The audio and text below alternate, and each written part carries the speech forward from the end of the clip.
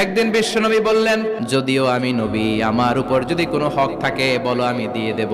কোন সাহাবী দাঁড়ায় না, এক সাহাবী দাঁড়িয়ে বললেন, নবী, যুদ্ধের ময়দানে চাবুক চালানোর সময়, লাঠি চালানোর সময় এক কাফেরকে মারতে যে আপনার লাঠির বাড়ি আমার পিঠের মধ্যে পড়েছে, আপনার পিঠে আমি লাঠির বাড়ি মেরে এটারে শোধবোধ করে দিতে চাই।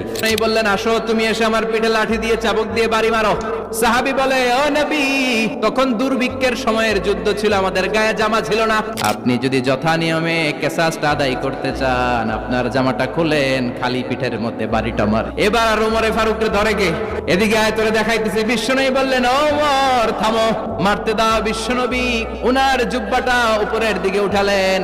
ওই সাহাবী বিশ্বনবীকে পিছন দিক থেকে জড়িয়ে ধরে ওই মোহরে নবুয়তের মধ্যে চুমু দিয়ে ফেলেছে। সাহাবী বললেন, নবী গো, এই নাটক করার জন্য আপনি আমারে মাফ করে দিয়েন। অনেক দিনের সাধনা, জল্পনা কল্পনা, আপনার মোহরে নবুয়তে আমার ঠোঁটটা আমি লাগাবো।